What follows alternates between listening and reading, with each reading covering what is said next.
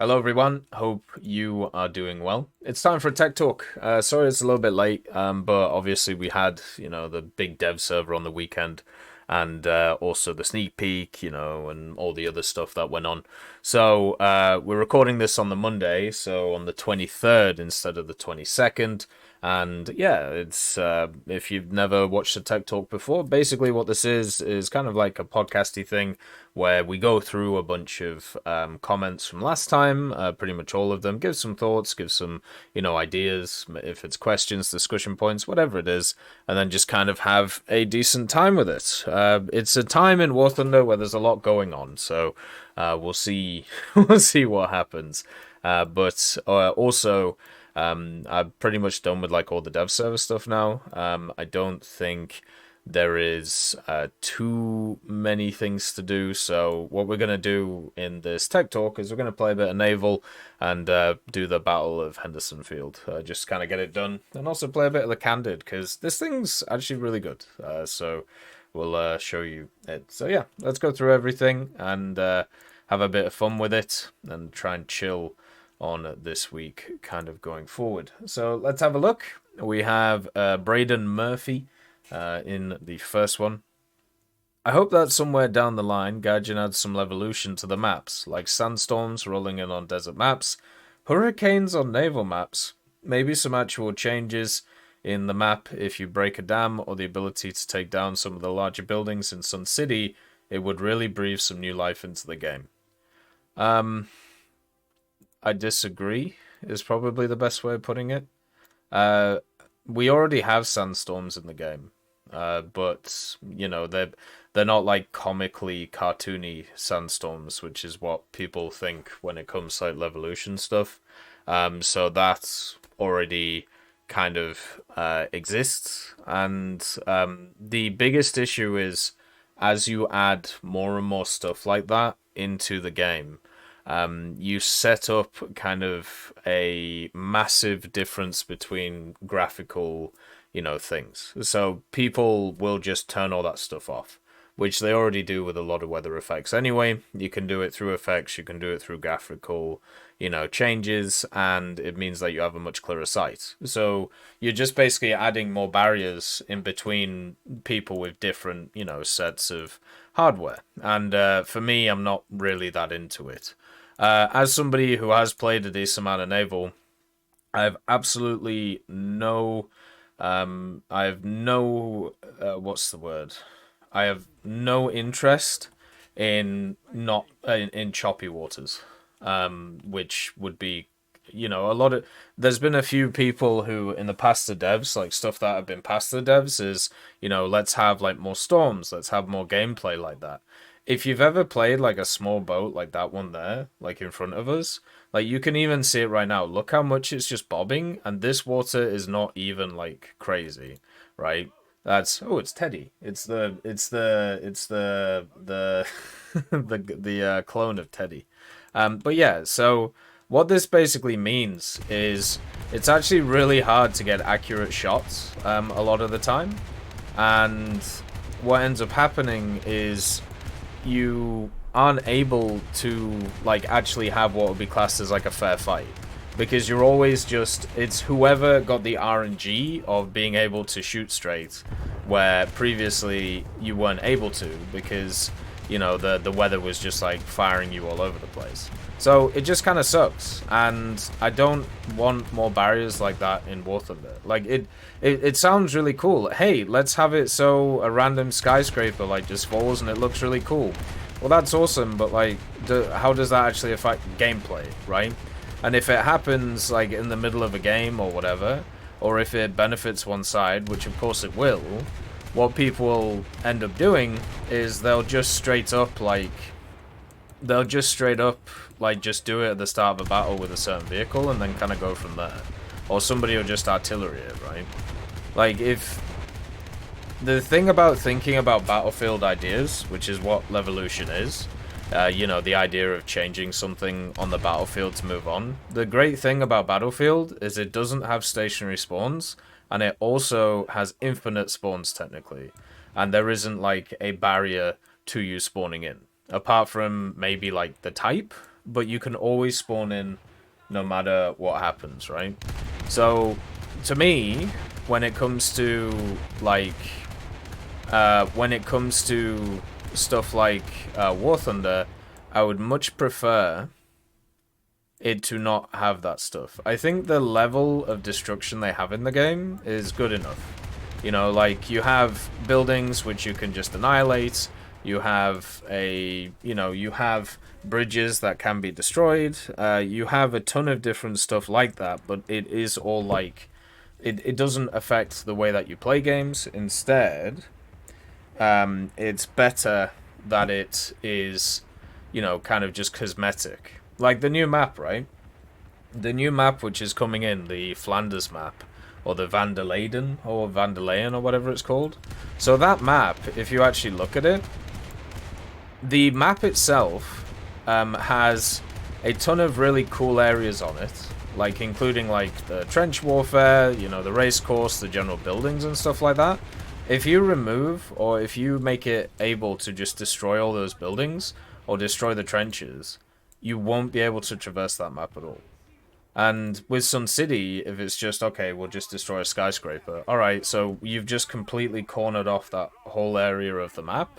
And now what ends up happening is you can't do anything. Like, you have to go the other way. You have to be forced into a place to actually play. And that'll just lead to more people just kind of leaving because they won't be able to play how they want to. So, all of these types of ideas of, stuff that looks cool, just like a lot of ideas of, oh, well, this seems cool, or, oh, this will look nice. They're just not, unfortunately, because it will massively affect how people end up playing, and in a negative way. So we have Striker, A696. Hey Tech, hope you're doing good. Yeah, I'll try and keep this concise. Larger maps can benefit many aspects of the game, also of top tier. They don't have to be open fields, just large maps with more vegetation, villages and towns, etc. Promoting freedom of movement to counter different power positions while also lengthening the time for aircraft to find targets on the ground due to larger areas of ground clutter. I mean, yes, all of that is true until people figure out the map and go to the same places again, which is what we actually see happen on stuff like Maginot Line, right? Like, Maginot Line is a classic case of quite a large map where people can go to many different areas, but they just don't, because, I don't know what it is. I don't know if it's like a brainworm that gets into people's heads, but I feel like a lot of the time they just sit there and go, okay, I have to play this way, and I have to do this. But more opportunities to be able to flank is, one of those things which is really nice. And I think, as always, when it comes to this stuff, there needs to just be a mixture, right? So you just do some small maps, you do some large maps, you do some medium maps, and then you let people, pick which ones they want to play through the map rotation filter, and then you find out what people actually want. And, well, hey, they've done that over the last few years, right? And they've found that people generally in the mid to low tiers like, medium to smaller maps, and then at the higher echelon of the game, they like slightly larger maps. So that's good, they're just kind of following what people want to do, and that's good. The major thing for me, I think, which is much more kind of interesting to me, now that we have like a huge pool of maps, I would like them to do more, chopping and changing, so bringing in maps, taking out maps, adapting maps, changing stuff. I think that would be really nice, and that would actually be super positive, instead of just being in this like area where instead you have like a situation where people just play like the same maps over and over and over again. Even with like so many maps in the pool, like during the event, right, like the Build-A-Bear event, I feel like I played on some maps just way more than others, especially in aviation, because people are liking those maps because they want them for specific reasons, and that kind of forces the rest of the matchmaker into that area, which is a bit nuts. But yeah, I think in general, like, it's good to have all types. It's just the simple fact that, like, the larger the map you make, the harder it is to spade a vehicle, or the harder it is to modify a vehicle. Because a lot of the things that, especially at the higher echelons of the game, a lot of the things that benefit from, like, those ideas are vehicles which already have all of their modifications. And that's why it kind of makes me sad when we see these like massive maps like set around the place. Ooh. Hey Lorico, nice to see you, man. Hopefully you're doing alright today. So then we have RT Eden. Let's see what RT Eden is saying today. Hey Tech, hello. Do you think a modular BR, the sum of the chosen modules parts, makes the BR the vehicle would be a good idea, since there are less vehicles per BR and the higher tiers of the game? For example, if I play stock mid 21 bis, it would be nice to fly at 10.7 not 11.0. Such a mechanic could also help in tank lineups for Ground RB. I know it's basically impossible to implement, but purely hypothetically. Yeah, we've talked about it many times. One of the things that would really benefit the game a lot is a BR system or a vehicle of a BR being adjusted by the modifications that it has unlocked. It's something that we've brought up for, I think, 8 years now at this point, like in different forms, and basically the devs said it would pretty much be impossible to do, which is a fair point, especially since a lot of vehicles over the years do change based on not just like their overall BR, but also the mechanics they get access to. The one I always think about is the F4E, where the F4E came in and, you know, it pretty much had no mechanics to it apart from IR missiles. Now, if you have a look at it, radar, RWR, countermeasures, semi-actives, you know, all of these different things. So, yeah, even then in a modular BR system or whatever you want to call it, it would be really nice to see, and, you know, it would be really nice for the vehicle, but can it be implemented? I mean, yeah, maybe, but can you just imagine the amount of, like, the amount of things you would have to do to make it happen? On a hypothetical basis, sure, it sounds really good, and it's something I've talked about many times. I would actually do it per modification. So basically, you have different ranks of modification, 1, 2, or 3. My achievement, it was play 50 coastal battles. If you have like a, what's the word? If you have, let's say 3 sets of modifications, once you unlock one of those modifications from the next row, then it bumps up your BR. That's what I would have done in the system. And then obviously, depending on the modifications themselves, it depends on how, you know, high the BR is. So the modifications get more powerful as you go up, but also only on an average. So you don't just have, you know, certain modifications being incredibly impressive compared to others. Like, that's what I would have done. I think that would have worked probably the best out of all the systems, you know, we've talked about when it comes to these things. I still think it's one of those things that could be possible to do, but the amount of effort that it would require is a little bit crazy. So don't think they're ever going to do it just because of that. And also, they just seem to just continue to, you know, try and decompress the BRs. Like, that's like their idea of what they want to do, and, you know, I don't think they're going to stop anytime soon. But yeah, from a hypothetical point of view, of course, it makes sense, just like a lot of things do. I don't like dealing in hypotheticals because it gives people false hope, is probably the best way of putting it.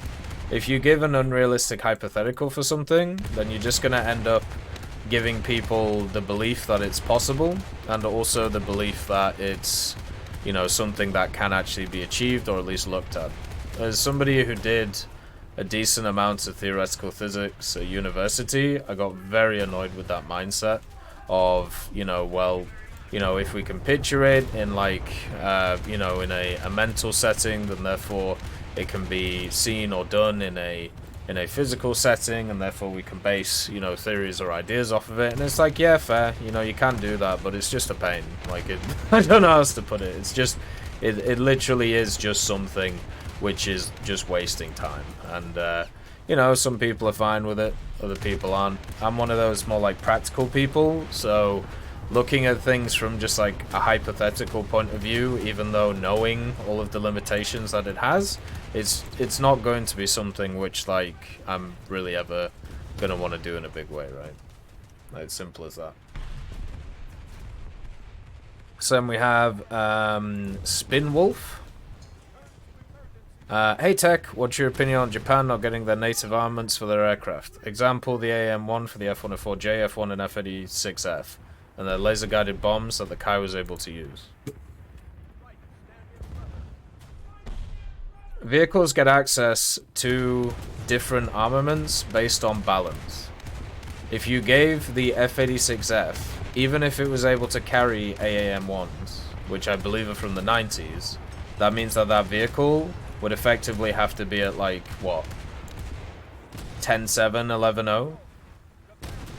So you want a Sabre at that BR with only access to, like, what, 2 missiles? Like, it's no good, right? Like, it's just no... It's just... The way that they do armaments is for balance, right? There is a bunch of vehicles in the game that do not have their full-on armaments, because if they were given their full-on armaments, then they would be at BRs that people just wouldn't play them. So this isn't just like a Japan issue. This is just a standard issue of every single country. Because if you actually did sit down and, like, everything with AIM-9Bs should get AIM-9Es, right? Everything with AIM-9Js should get AIM-9Ps. Everything with AIM-9Ls should be able to get AIM-9Ms. So you see like the issue here with it, right? Yeah, but all of these vehicles, even just from like a aircraft point of view, like if you decided to give them these missiles, they're not staying at the same BR, so then they just get way worse because nobody would play them. Imagine playing an F1, right, with AAMs. It'll be what, like 11-7, 12-0, and you still don't have countermeasures. You don't have flares. So you just die.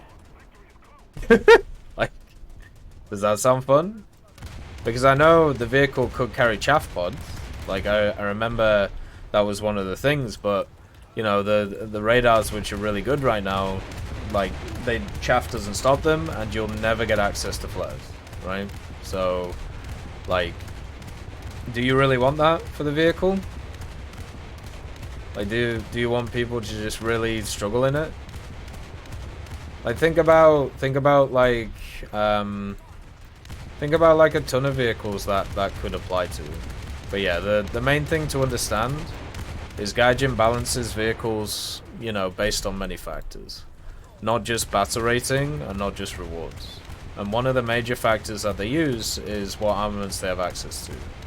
Because if they gave everything the best armaments they had access to, well, there's a ton of vehicles there which have, like, just awkward setups, I think is probably the best way of putting it, which would not be fun at all to use.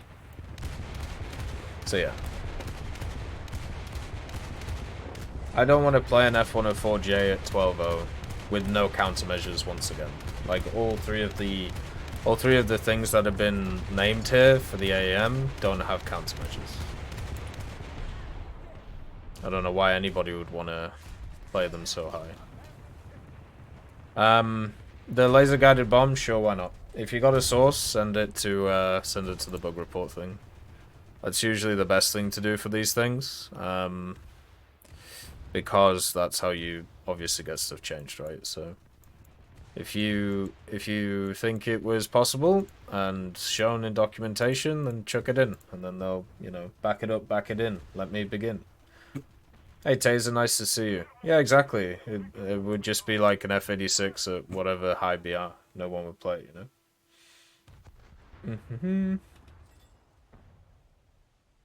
I mean, it's up to you, like, Rocker. We'll see, you know. Hopefully you can sort it. So we have not Olsen. Oops. Let's see what it says. Hi Tech. Hello. What's your take on the plus or minus 0.7 BR matchmaker? Probably been answered before, but couldn't find it while skimming through earlier tech talks. It was answered like 8 years ago again. What do you think about making the matchmaker dynamic? As an example, with 10.0, 10.3, where a lot of people play, instead of it just filling the game as quickly as possible, and how about actually waiting for like 15 to 20 seconds to see if a game can fill with only 10.0 to 10.3 and then expand after those seconds to 9.7, 10.7. I'm not saying we should have 5-minute queues, but it could actually try not to up-tip people all the time when it's popular BR like 10.0, 10.3. We discussed the matchmaker thing previously when it comes to how it works, and this idea of a plus or minus 0.7 BR. Sure, implement it, why not? They tried it previously, it didn't work. What you find is there is still the human element of matchmaking, there is still all of the issues which, you know, come into that setup, which is, of course, the fact that people will just play the stuff that they believe is the most broken. So you will still have meta BRs, you will still have issues which, you know, up tier or down tier stuff, and even with things like a actual shorter or smaller BR range, you might actually find that certain vehicles are actually way more abusable than others, such as certain heavy tanks, which would then have to be modified in BR and then have the same issues as previously. The issue with using timings when it comes to, you know, going through these kind of answers or even going through these questions like, oh, well, what if we just wait like 10 or 15 extra seconds to see what happens? You can't guarantee any of the times, right? Like, and that's been a constant issue with this idea. After 10 or 15 seconds, nothing might happen. And also at the same time, since we don't fully know how matchmaking works, that might also be implemented and we just don't know about it. You know, the idea of waiting for people who are kind of like sat around the place. We also already have BR decompression. No, sorry, not BR decompression, but quantitative matchmaking, which means that 25% of either team can only be the top BR at any given point. So if you have something like 10.0 or 10.3, and it keeps getting up-tiered into, let's say, 11.3 at 10.3, only 25% of each team is going to be at 11.3. So you're still running into the vast majority of things which are going to just cane you at those BRs. What needs to happen, as usual, is more BR adjustments going around, more BR decompression as we go along, as more players fill the areas, and also at the same time, we need to be able to make sure to not create BR holes, which is something that we've talked about previously many times through whether it's like specific videos or whether it's through like specific tech talks. So the idea of just like kind of limiting matchmaking to certain areas is, you know, completely fine, and yes, they could do it, yes, they could add all of these in, but they have the data, it shows, you know, that they can't just necessarily have this stuff, you know, happen and also base it around the timings, right? Because the timings won't work, because you'll still have the other factors. So I've talked about this like 10, 20, 30, 40, 50 times over maybe a 10-year period. Every time I get flack about it. Don't really like talking about it anymore because it's been explained to death. Anybody who looks at it from like an idea that it would solve many things doesn't usually play minor nations, doesn't really play, you know, areas of the game which would be highly affected by it, and also at the same time makes assumptions based on timing and how all of it would work. So it's much better just to kind of leave it over there and realize that if you wanted the plus or minus 1.0 matchmaking, which, you know, which is what's pushed after, the hilarious thing is if you actually think about the amount of BR brackets that are in the game now compared to 2 or 3 years ago, you already have it. You just haven't realized it. Because they've decompressed the BRs so much, what used to be vehicles which were, you know, so cramped together in certain BRs are no longer as cramped. So therefore, you have vehicles which are at those 1.0 areas or 0.7 areas, which were, you know, 0.3 or 0.7 close to them previously. So this idea that you need to, you know, limit the matchmaker to 0.7 to fix this issue is not the case. What people have to start doing, which has been the issue with War Thunder and the discussions around it since pretty much forever, is the idea of combining different topics together and realizing what affects what and how it affects who and how you can influence certain things by changing others. And that's a really tough thing to kind of like understand just from a base point of view. Like the idea that you can have, let's say, 5 factors and the only one which is actually present or prominent that people look at is one of them, and then after like moving that one around and, you know, seeing what goes on with it and doing all of these things, it actually turns around that the other like 3 other factors out of the 5 are the ones which actually control what's going on. So yeah, that's pretty much it. The 0.7 idea is exactly what you're already getting. It's done through BR decompression. But because the number is 0.7 instead of 1.0, or sorry, the number of matchmaking doesn't change, because that's the factor that isn't being changed, another factor is people don't realize it. Right? That's pretty much how it all goes. So hopefully, you know, in the future, if they want to try it, you know, if they think it's possible, yeah, why not? I've heard a ton of different ideas, like the idea of like, you know, maybe you're in the queue for like 20 seconds, then it searches for vehicles at your BR. Maybe if it extends, then, you know, it goes to another BR. But you got to remember the simple verbiage, which was said a little while ago by a World of Tanks creative director in an interview. What is the perfect matchmaking system? The perfect matchmaking system for him was 0 seconds. That was it. That is what they're aiming for. So everything else, which is based off that, or based around that, as an idea, is compromises to that 0 seconds. They're trying to get you into battles as quick as possible so you can have fun.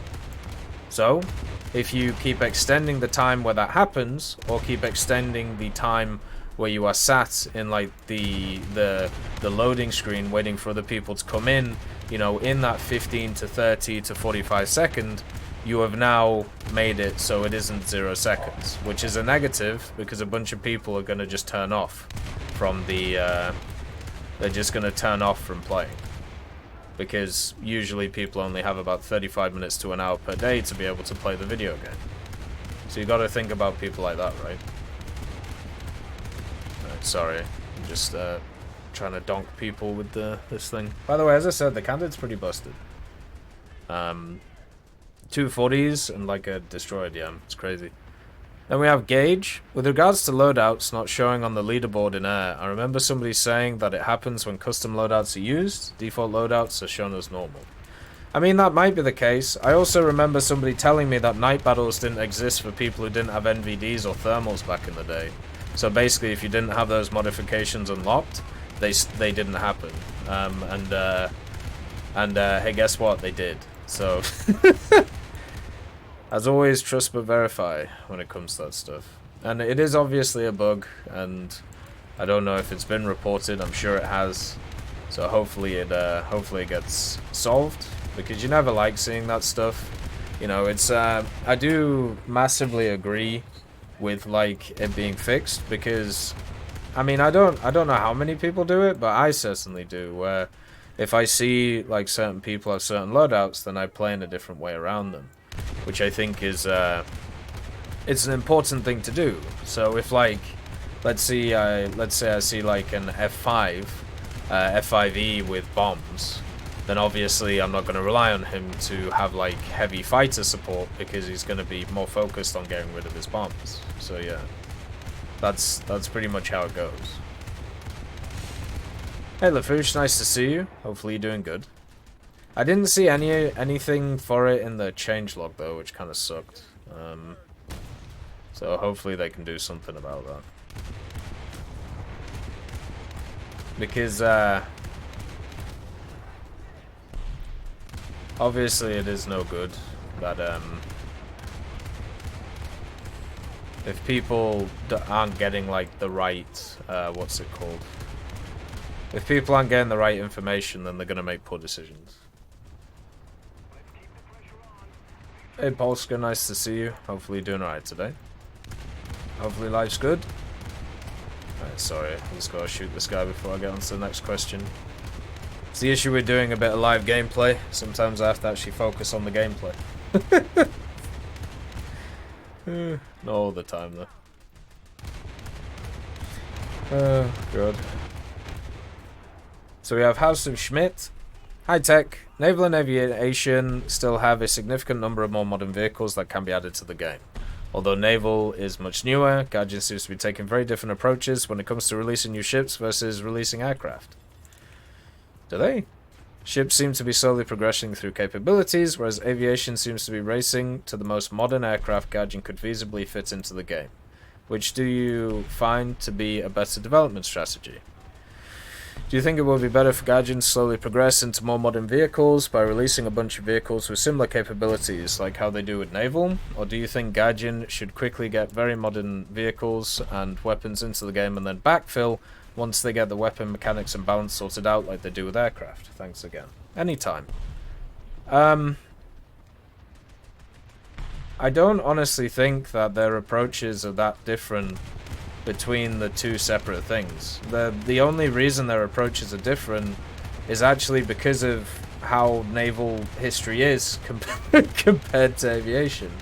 Like aviation, over time, you know, vehicles have, you know, technically got more advanced with different mechanics and, you know, different additions to them. Where when it comes to naval, there was a big shift obviously after the Second World War to what people prioritized. You know, the Second World War really showed that things like battleships are just not the thing to go for, right? Like bigger does not equal better, and that's because of aviation becoming the powerhouse that it was in real life. So for me, I don't honestly think it's to do with I don't think it's a Gaijin thing. I honestly think it's just it's just like a world thing. Like that's just how, you know, naval stuff and aviation stuff went. The other thing as well is the amount of effort that gets put into building these naval vehicles. Like the amount of money and time it takes to actually build one of the battleships compared to you know, a standard aircraft, you know, is just nuts. So the progression of actually adding them into the game, kind of, if you think about like New Power when they added like a bunch of like the World War I stuff, so like the progression that they have to like add stuff to the game is pretty quick in terms of how much is actually coming out, but also it has to be understood just the amount of time and effort that's going into it. So for me, when I think about it, the different approaches are just about, you know, both of them are still adding power creep, like still adding the next thing, which is, you know, supposed to be powerful, because that's what they're doing whenever they add, you know, a lot of these new vehicles. It's just, if you think about the history of naval and what is powerful from a naval point of view, it isn't a linear timeline like it is in aviation. The other thing as well is if they wanted to add in the most modern stuff in aviation, they could do tomorrow. Like if they wanted to add in, let's say, the F-35, the F-22, whatever, they could still do it, right? Like they could just flick a switch. Like all of that stuff is already being worked on. The thing is, this stuff is just the natural progression of things. Like, what is the vehicle you add after the F-14? Well, you either add the F-16 or the F-18. Because if they add the F-15, which, by the way, you know, if you actually have a look at the history of the F-15, that would have made more sense to add than the other ones because of when it came out and when it was operationally available. So if they wanted to add power, they would have added the F-15, right? Instead of, like, the F-16 or instead of the F-18. So they're not necessarily doing, you know, they're not necessarily doing that type of thing. Instead, what they're doing is they're just adding stuff which they think works chronologically with the mechanics that's, you know, alongside of them. What they're going to do more going into the future is they're going to add stuff like submarines, they're going to add stuff like guided missile destroyers, you know, for naval, which, once again, is not just a linear pattern. It's more about which vehicles can you add, which maybe increase, like, you know, the power a little bit, but also is interesting and also new to the setup. Because that's also something that's incredibly important. Like, the fact that you have stuff which people will enjoy and kind of go around and have a bit of fun with.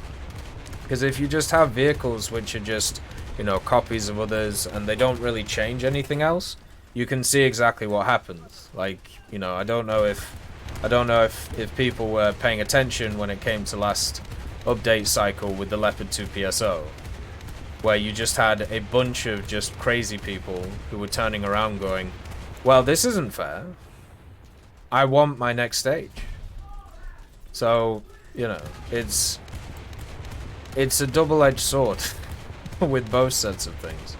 And in naval, it isn't, the power of naval vehicles is not based on the time that they were produced.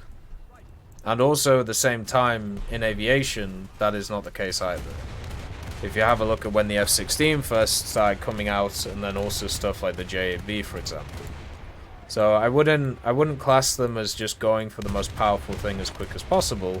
It's more about them just consistently adding stuff that is, you know, the next level up, just in a different way.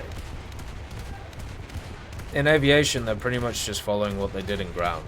In naval, you can't really do that as much, which is, you know, a little bit crazy. So I got 17 kills in this one, but I'm pretty sure, like, most of them were just bots. Like, I don't know. That felt, yeah, there was only 4 people in this batch. Crazy. Absolutely nuts. Right. But it's good for the Battle of Henderson Field, so say la vie. Right, so then next one. We have Ulfid Tierson. What's your favorite rank 3 blue water and coastal vessel? Sorry for these generic questions. You just got such a vast knowledge and time with the game. I'm sure I'm not the only one curious about your favorites and preferences, seeing how there's so many. You don't have to apologize for asking generic questions. You know, you just do you at the end of the day. If I want power for a rank 3 vehicle, it's the Porter. The Porter and the Somas. So whichever one I feel like on that day. Both of them are insanely powerful. With all of the 5-inch guns, it means if you use, you know, if you don't use salvo fire and use the other one, you can just not stop firing, which is just crazy. So for blue water, it's the Somas.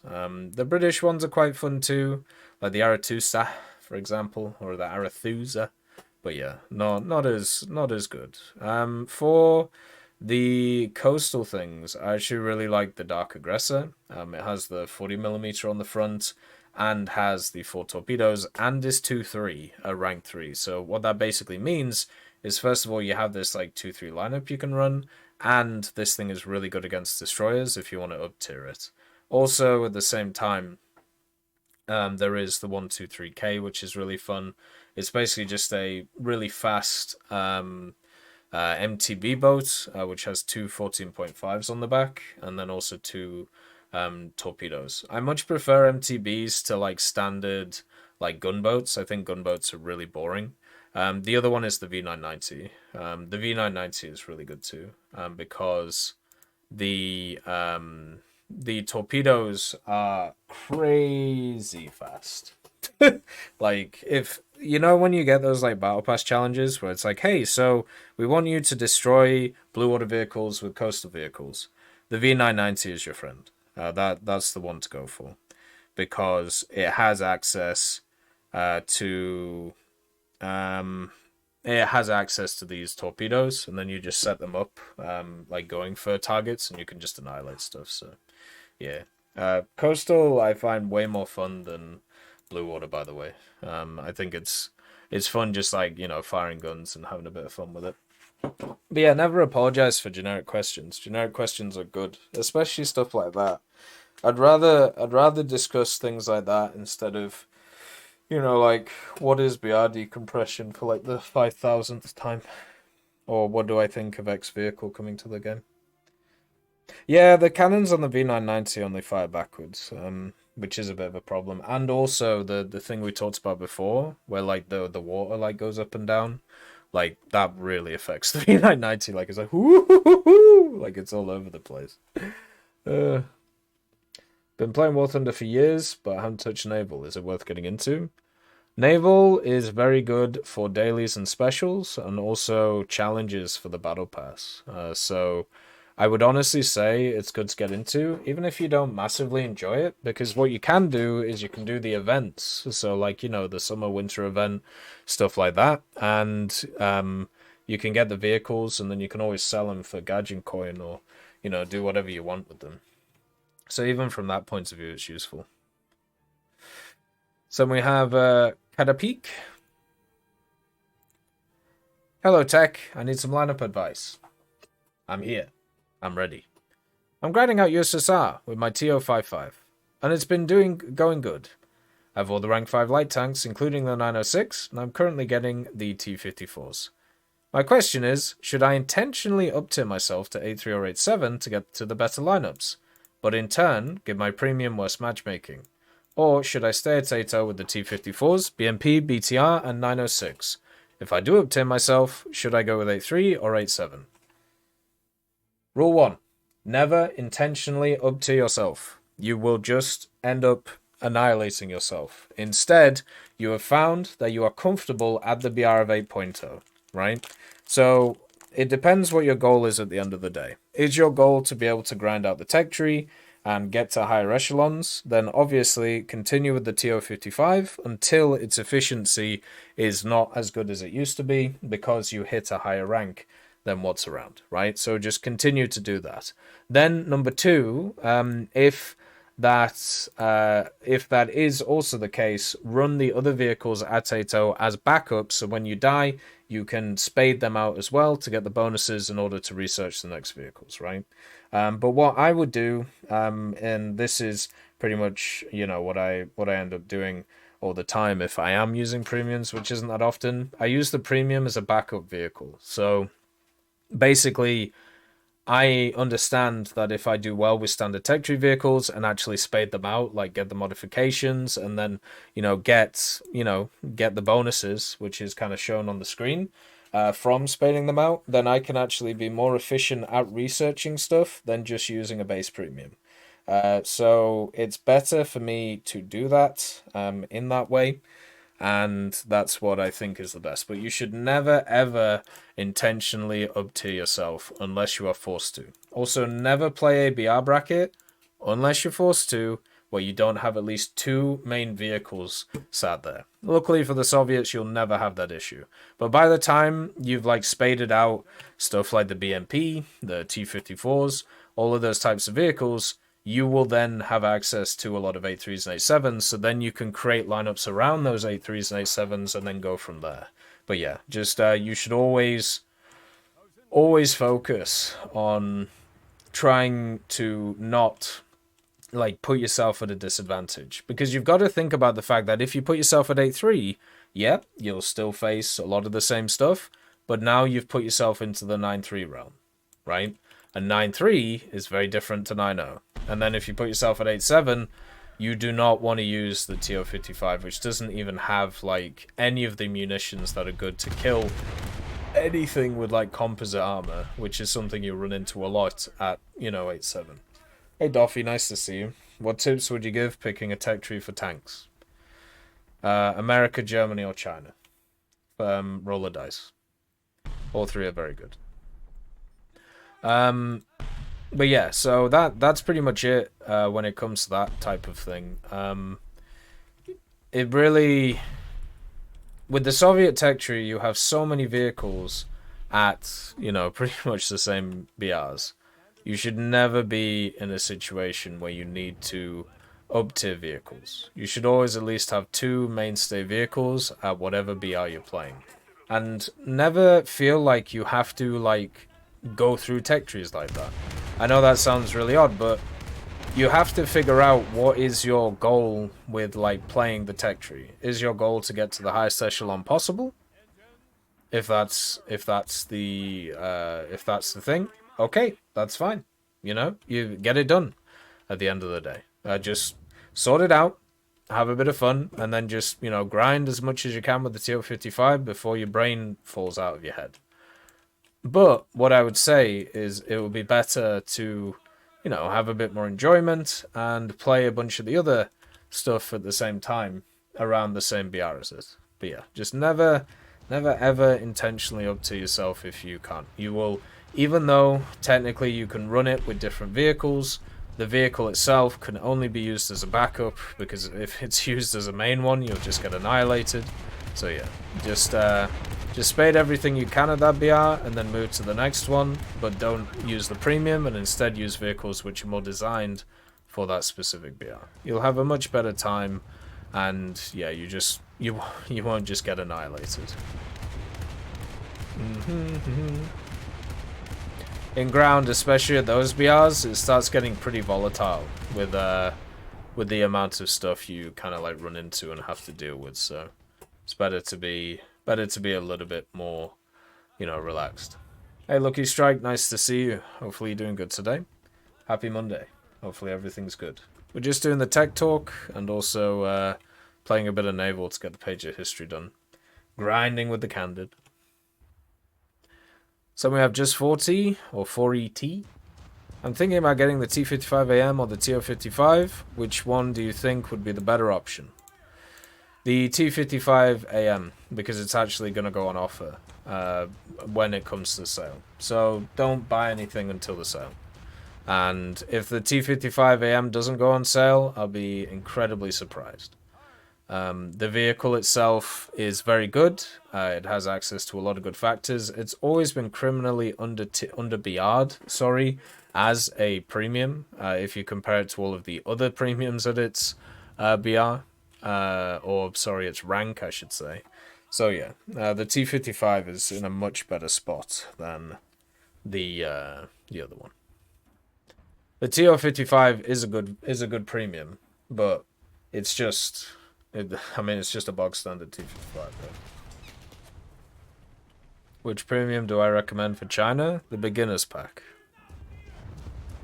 If it's still available. If it isn't available, the WMA. Both of those are very good.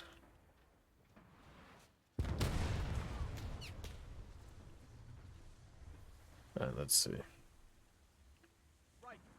I think I'm just going to get torpedoed here. So we have Away With You, Valbega. It says, hey Tech, hello. I don't want to be cheesy, so I hope whatever happened this weekend did well, and you and the family will enjoy the weekend. I'll keep this one lighthearted. Yeah, everything was good. I think the last week was, busy is probably the way to put it. Last Monday, I had to take some time off to deal with some stuff personally with the fam. Was able to, got it all sorted. And everybody's okay. But at the same time, it basically put me behind for the week. So, for a whole week, I've been trying to catch up. But I think now I am technically caught up. Even after all the other stuff which has gone on, so there you go. So seeing how pretty much you confirmed that Germany will get the Mighty Mammoth from CNC, what do you think will come next? The Overlord tank for China, or the Mighty Apocalypse tank for the USSR?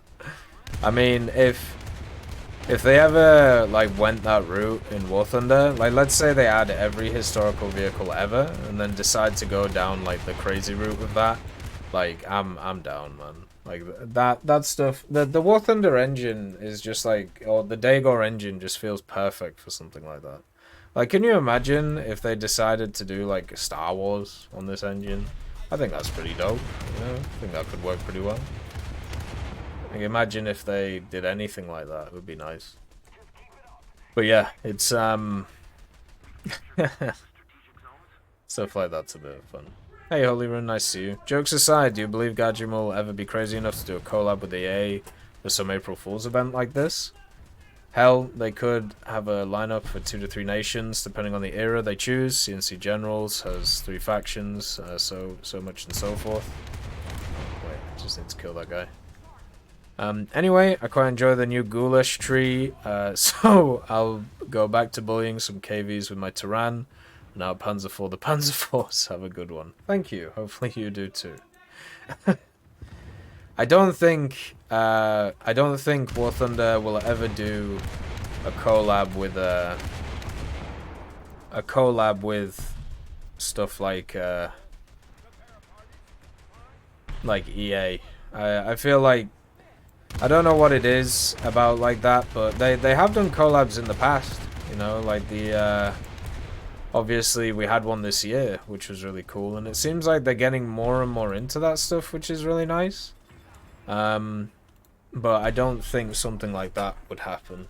They basically did something similar with that Battle of Arrakis event. I think that's probably more likely, so instead of just a collab, they'll just use it as an inspiration and be able to create their own stuff, right? Which is what they've done previously. Like, for me, like, when it comes to Command & Conquer, I just want another RTS. Like, you know, I've been playing Supreme Commander recently, which has been really fun. And it's just made me realize how much I miss, like, old school RTSs where you have to think about, you know, how you set up defenses, how you set up, like, your bases, how do you deal with, like, people just, like, annihilating you at, like, certain areas. And it's been really fun to get back into it. Command & Conquer definitely is next on the list too, so gotta play through that again. Such a fun set of games, those ones. They're really enjoyable. But yeah, I don't know. That video, like the reason I made that video is because I actually made it ages ago. I know that sounds really odd, but it was one of those days where I was super busy. I have like 30, 40, or 50 videos, which are kind of just sat there, like, on a hard drive. And the reason they exist is if I'm busy for a day. Or like, you know, there isn't anything to really talk about. Like, the videos which are very much designed if I go, like, on holiday. Or, you know, if I go away for, like, a week and I want to kind of discuss certain topics or talk about certain things. And that was one of them because I remember on that day, I got busy in the morning with some work stuff. So I was like, okay, we'll just send that one. And there's a bunch of stuff, or there's a bunch of things, you know, like general discussion topics that never will get old in War Thunder. And it's always nice kind of going through them again with a new light. Some of the videos I have actually like 3 years old at this point. Like certain like tech tree videos and things like that. So I don't know if they'll ever see the light of day, but we'll see. Anything is possible. Anything is true. With the way that War Thunder's been going, there's just always stuff to talk about, right? So, who knows? Who knows? Then we have Mean Greenie. There we go. Hi, Tech. Hello. NVIDIA post-effect settings are a real help for myself, who's severely colorblind. I could only support matter banning NVIDIA post-effects if such a facility was baked into War Thunder graphics options. Getting rid of it would hit 10 to 15% or more of the male gamers. It's been mentioned before, but I'd also really like for the colors of the damage text and the background to find its way into the game options. Did I get the gunner or breach? No clue. Yes, I agree. That idea was actually passed to the devs a while ago. So instead of just obviously like the battle ticket and all of that stuff having its own colors, it was, you know, everything should have its own colors. And I agree. Like, more customization of the UI of the game is massively positive and should be something that is focused on by, you know, the company. And they have, you know, changed a lot of the UI stuff recently, so they're obviously thinking about that. But it's nice to see that they're doing it. The reason why I say about how like the issue with the NVIDIA settings is pretty simple, right? Like, I am completely fine with all of those settings being there. I think it's actually good for those settings to be there. I just want it to be like understood that the reason why certain things don't work in the game, or why, you know, you couldn't have certain things or the way that they function in the game is because of them. So, it's a necessary evil. I think that's probably the way to put it. So the reason why stuff like,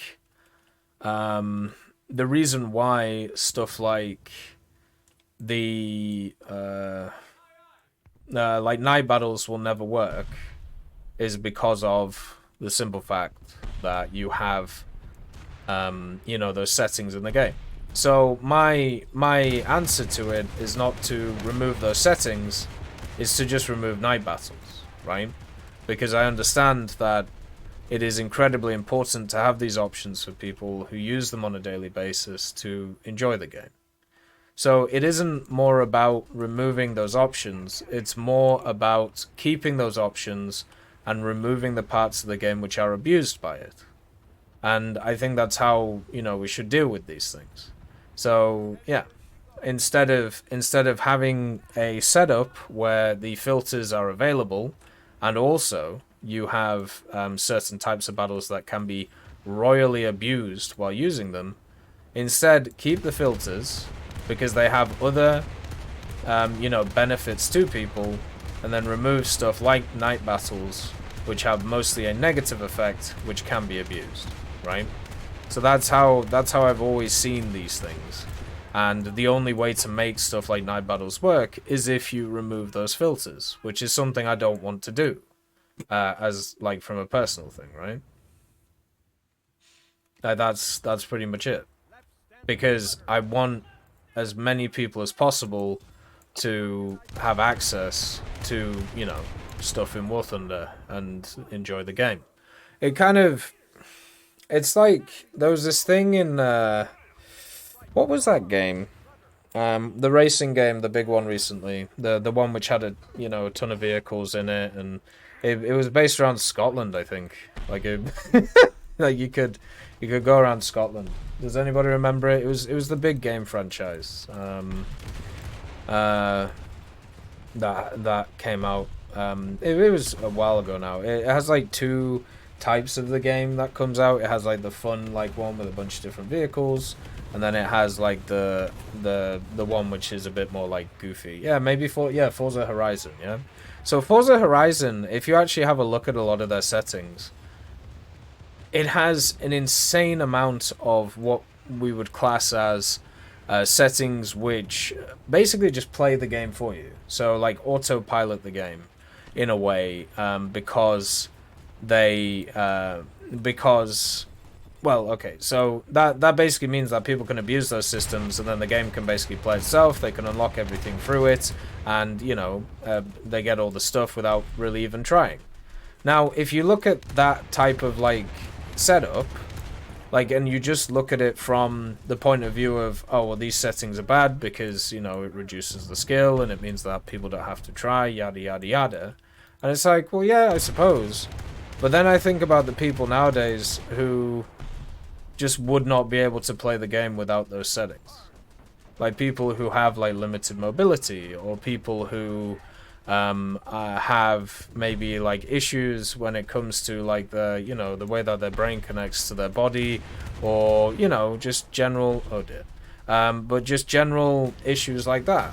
So for me, I'm fine. I actually think it's a good idea to try and like promote those options, like how a lot of game awards now have those like awards where it's like the inclusivity award or stuff like that. Like I think those are positive things, and not because every game needs X amount of like Asians, X amounts of white people, X amounts of like black people. No, none of that shit. But instead, this game literally has options in it which are like touchscreen available, or this game has different language options, or this game has like a really cool like tip menu, or maybe it has like multiple controller support. Because like gaming, I really believe in that whole mantra of like gaming is technically for everyone, but from a like physical point of view. So I don't think like games need to be tailored in a way around different like cultures or different races or whatever the fuck there, but I think they should definitely be tailored around being accessible for everybody who has the opportunity for it, right? And so stuff like that I always want more in games, even if it means that some people get like a free ride to be able to get all the content that they want, right? As long as it's not like in a PvP setting all the time and people just, it's better than like using the other system. If it means that more people can enjoy it, that's positive. And if people abuse the systems, then so fucking be it, right? Like that's at least the way that I see it, right? So stuff like this, the simple way of fixing it is keep the systems, because they do help people, and remove the areas that get abused by people abusing the systems. Simple. What vehicles will be in the Warbond shop? No idea. We'll have to find out. We'll only find that out when the Warbond shop gets released. There was a feature when they first released that Forza game where you could just turn on all the assists and head off to work or school, and the game would play itself. If you set it to maximum laps, you'd earn millions of money in XP. Yeah, exactly. And to be honest, like, I'm fine with stuff like that. Like, I don't care. Like, once again, does that mean that people get access to stuff they want to get access to in the game that they bought? And, you know, they can do that? Sure, why not? Fuck it. You know? If it means that people can enjoy, you know, the game and not always be able to do it. Like, in my real life, right?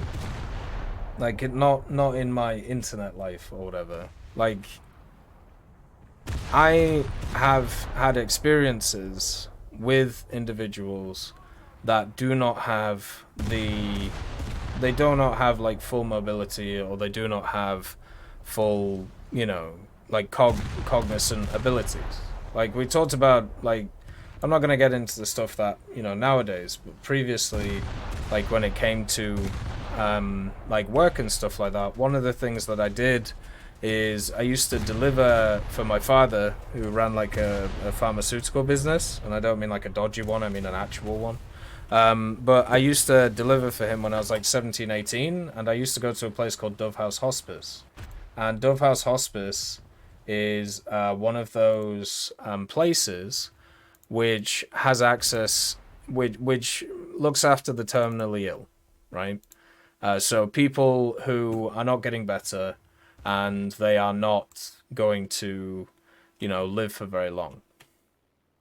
And there was many of those people, and I remember it was a place on Homer Pond, Spaldingmoor, but I think they might have moved it now.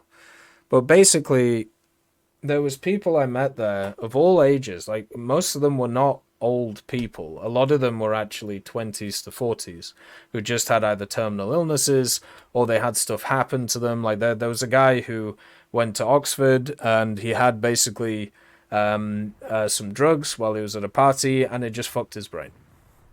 Right, like his motor function was just shot by what he had. Right, like, just stuff like that. And the thing is, he was fully there, and, you know, you could chat to him, but the problem is he was always constantly fighting his own body to exist. Right, and I did some, like, work there as well, and also we used to go there because like, the what do you call it? Like, the people who, like, ran the place, you know, were pretty friendly with my father, since, you know, he sorted out all of the medicine and the prescriptions for the place. And what basically ended up happening with the whole thing was that we used to do stuff like, you know, we went, like, rabbiting there, and we would hang out with the guys, like, in the summers, and, you know, kind of enjoy it and just have a bit of fun. And it was good. And it was really enjoyable, and it made me realize that a lot of things that it made me realize that a lot of things that people think about when it comes to how to either make stuff, like, more competitive or make stuff, like, you know, more restrictive, really bloody harms people, like that. And in games which are, you know, a paid product, which is supposed to be as open as possible, I would want stuff like that to be more open to people to enjoy. And I think, you know, that's why, like, stuff like little PvE modes here and there in, like, War Thunder is good, or, you know, the single mission stuff, or you know, even ways of being able to, you know, maybe test drive stuff, you know, things like that. So when you have people who do not have, like, the standard brain function or motor function or whatever function you wanna put in, they have the opportunity to experience what I experience. And that to me is just so important at the end of the day. So important. Right, let's get to the next one. So we have Never True. So let's have a look. Hail, fellow tech. Hope you're doing well. Hail! Not hail. Hail. There we go. I recently watched your videos about the subtree from Romania and War Thunder. Now that they've added Hungary, if Gaijin will hopefully add Romania too, where should it go? Terrible formulation, I know. No, it's all good. To Italy as well. What they should do is all of what are classed as the minor Axis nations in War Thunder, like any that were on the side of the Axis during the Second World War, they should just get a big hammer and just smash them into Italy, right? So just do it again and again and again and again. Just keep doing it over and over and over again. Because Germany don't need them. Germany definitely don't need them. And Japan needs something. But, you know, there would just be a lot of complaining. So just keep smashing them into Italy over and over again. The only other place you could think about is USSR, and it's a definite no. Once again, it's just a nation that just doesn't need them. So just chuck everything into Italy. Just go ham. Just go crazy. They're finally adding more and more stuff to Italy to hopefully make people play it. There's some naval ships in the files. There's obviously the new banger helicopter. You know, there's the Leopard 4070. They're really trying now to get people involved. So make sure to... that's what they should do. Just hammer everything into Italy over and over and over again. So then we have Insane Robots. Let's see. Regarding the Mitsubishi F1 jets, the biggest issue is the lack of any countermeasures. If he gets access to them, then it will do well in its BR range. Unfortunately, Japan is very secretive and military documentation, so it's hard to find any public evidence on flare systems on the F1. The same issue I encountered on the F-104J and the Jaguar. Let's see. There we go. The Jaguar, where flares will save you from most encounters with missiles, but you can't outrun them. Going back to the F1, it also had access to anti-ship missiles capable of being deployed against land targets as well, or IR-guided bombs. This edition will also improve its CAS abilities and should make the plane similar to the Jaguar A in capabilities. Sure. I mean, I don't know. I really don't like anti-ship missiles. Most of them just seem completely useless, or they have specific things that they need to actually make them useful in the game. So, but yeah, sure, why not? I would say yes. The biggest issue with all of those types of vehicles is the lack of countermeasures. So that can't be solved, or unless they do what they did with the F5C and the F5A, or the F104S. You know, like they could easily do it with the F104J, right? Like they could just be like, oh, other versions of the F104 had access to countermeasures, as we have in the game. This one should have access to them too. The reason why the F104S in War Thunder, the Italian F104S, which in Italian service did not have any countermeasures, the reason it has them in War Thunder is because when it went to Turkish service, right, they gave it countermeasures.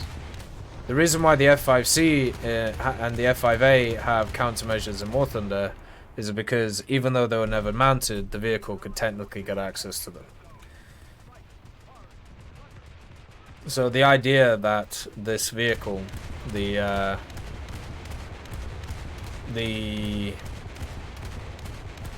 F1 could not mount them even in like other pods is a bit ridiculous. I remember the F1 could get chaff pods if I remember correctly. But yeah, the major reason with all those vehicles is the same. They don't have countermeasures. It's just how it goes. There's a lot of other vehicles which have similar issues to them, but I'm sure going forward they'll think of solutions. If we can have a bunch of fake vehicles in the Japanese tech tree, I don't understand why countermeasures is such a big deal. Like the idea of the tech tree being anywhere near realistic or historical is laughable at this point. So, as I said, like there's a real the idea, or you know, the thought that certain things are followed and others are not, like when it comes to like sets of rules for different things, is just kind of crazy when you just kind of like sit down and think about it for 2 seconds in War Thunder. Like you realize that nothing really actually matters and it's just down to a whim of, you know, whatever dev or game designer you're talking to on that day. Which, you know, is kind of how it should be. I just wish we would stop wasting time with excuses for things. Or half-truths. Bing, bing. Bing, bing, bing, bing, bing. Alright. So we have Type 10. Hey Tech, I disagree with the 87 RCV going to 9.0. It filled that 8.7 slot like the Type 89.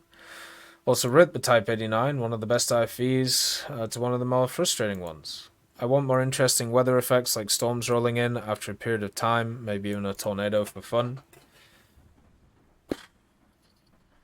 Did I put something somewhere? No.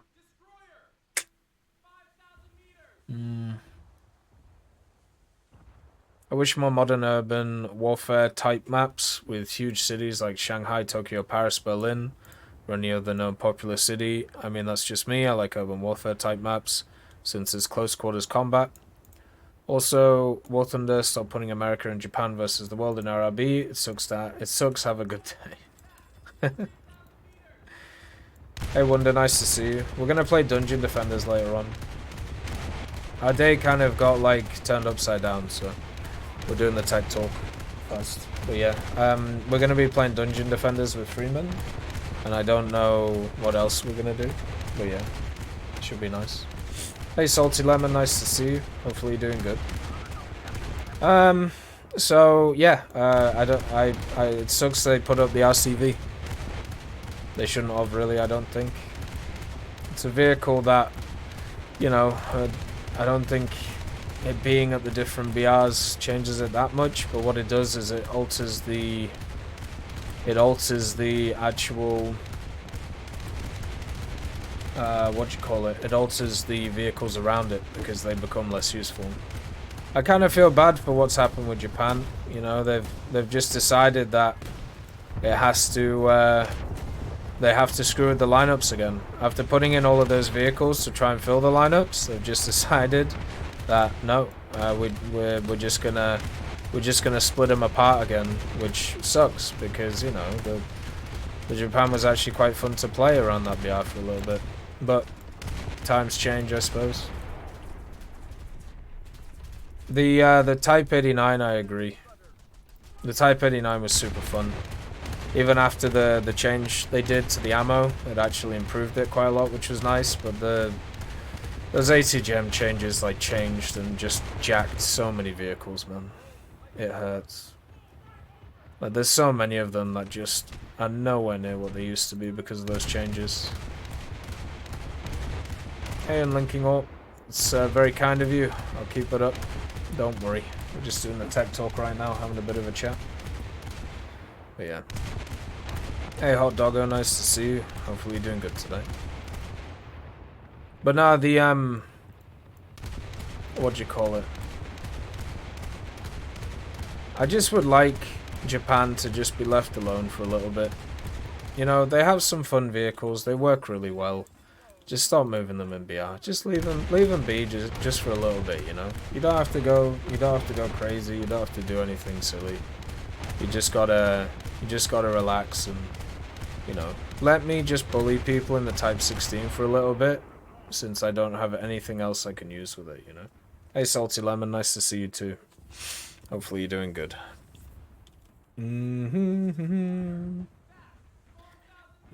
There we go. But yeah, the urban map thing, I mean, I'm fine with it. I've you know, we talked about it previously. The idea of having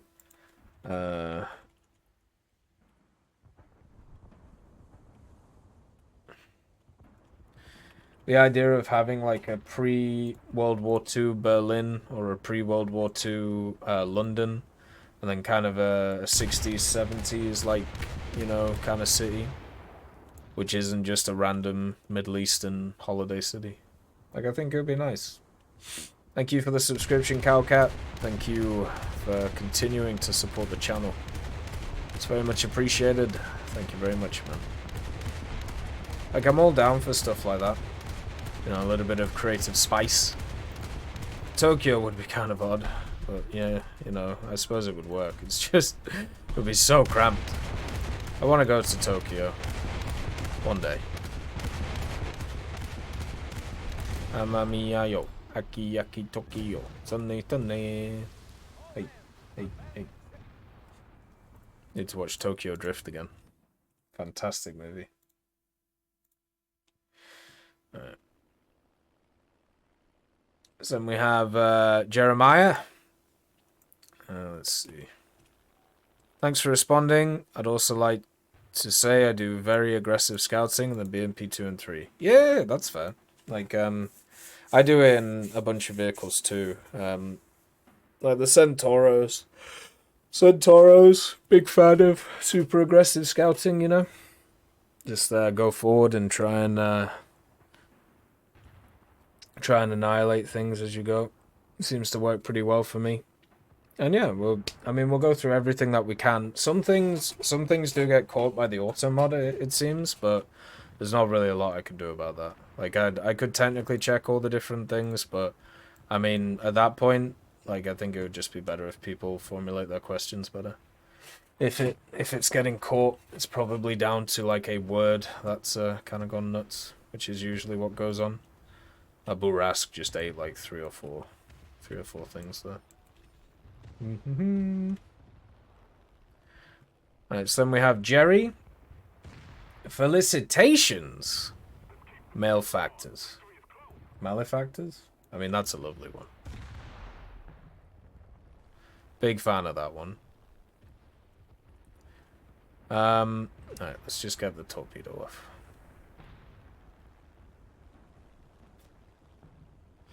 Oh, it's a Leopard. I thought it was a Grafton. He's not really moving. Ooh. No, there we go.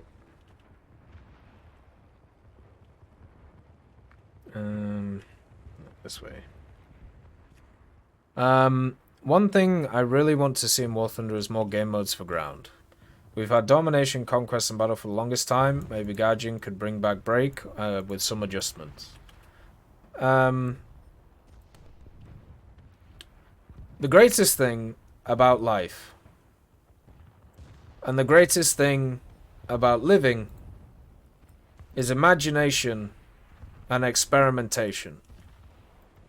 These two things together can create everything that we have in the world. Innovation is a key provider in our modern day life. And with these precepts, I would offer you a chance for immortality in War Thunder. Presenting to you the new and improved, only slightly old, War Thunder CDK. An opportunity for you and your friends to be able to try all of the weird and wacky ideas, whether it be a new vehicle, a new model, a new game mode, a new mechanic, or even some new camouflages. Or with the click of a button, you can download the War Thunder CDK and try it for yourself, with a bunch of tutorials online, whether it's from independent creators or even Gaijin themselves. Give it a go now for the low price of free. The only thing that it takes is your time. And then you can work out all of the ideas and all of the thoughts that you have in your brain in War Thunder.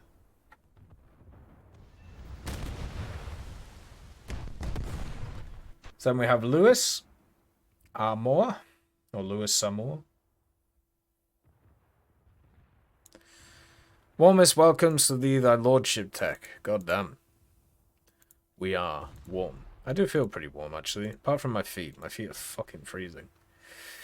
What are thou thoughts on healing crew members on a capture point whilst thou replenish crew? AKA, thou served, wounded gunner heals, and he then has but a scratch. Having red crew member stats, especially for gunners in combination with lawful turret traverse, makes them a big lament to command. Anyways, best wishes to thee, my grace, and that the success of thy labours and safety of thy kin be had by thee. Farewell, sire. We shall meet again in several days' time. Uh, oh, I don't know. I haven't seen that Cowcat. I saw that I have PayPal, which is pretty cool to use. Um, the I've thought about this in the past, about the idea of like the whole healing thing for crew members. I think what we should have is instead of a healing thing, so you know, you just like straight up just heal, right? The crew members you have. I think you should have a new mechanic. So you know how you have crew replacement, where you know it just if you have a dead crew, it brings in an old crew who is not dead, right? So it just straight up replaces them.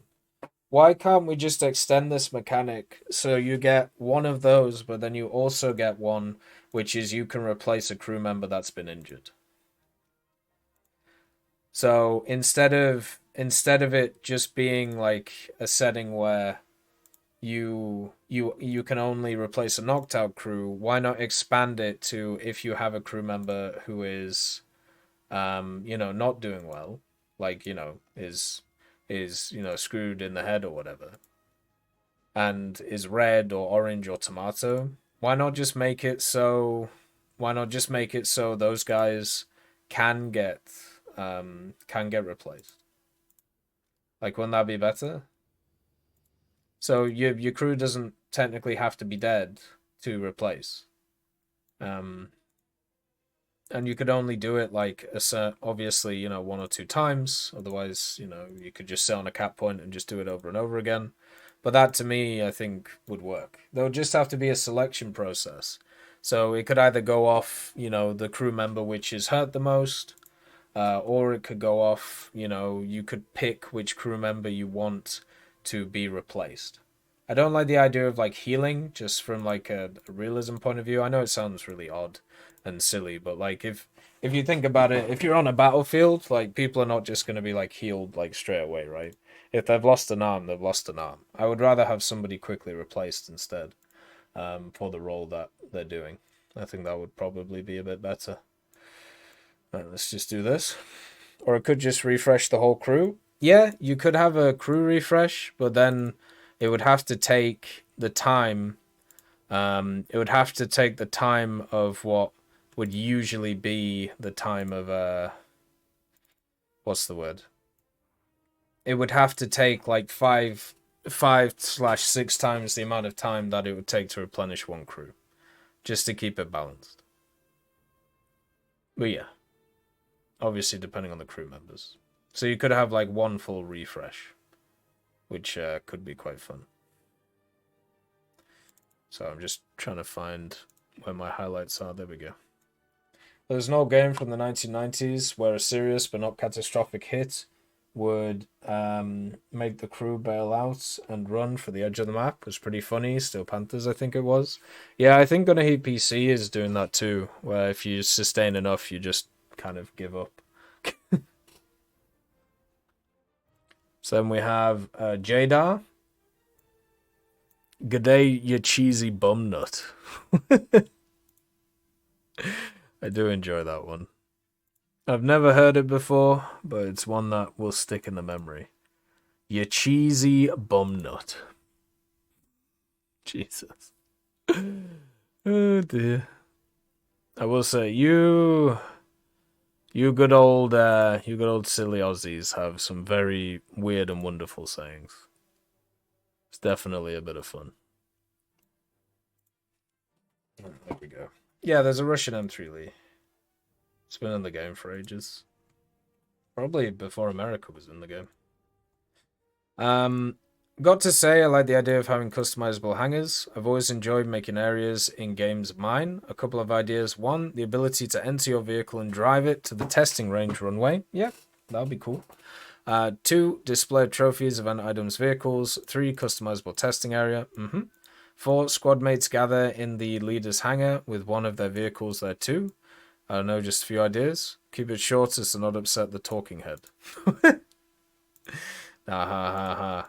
We talk. Yeah, but all of them sound good. Like, that all sounds really nice.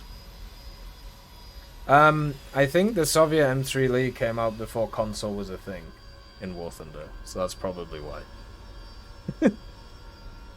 But yeah, all those ideas sound awesome. I have personally been a big fan of, you know, customizable stuff like that for the longest time, because basically anything that gives you a little bit of your own pizzazz or a little bit of you know, your own little area is going to be positive. Not just from like a customization point of view, but also the simple fact that it just means that people are able to be kind of who they want to be in the game. Uh, the the key thing to these ideas is like, so twofold. Number one, you have to create something which is individual to each player, right? So you have to create something which individuals are going to enjoy. But also, you've got to create something that isn't forced on others. So it has to be something which is more of like a client-side thing instead of a server-side thing, which is kind of already what we have with the custom hangars. But custom hangars are not open to everybody. Custom hangars are one of those things which are only open to people who have access to PCs or PC accounts. So I'm all down for all of the customization ideas, you know.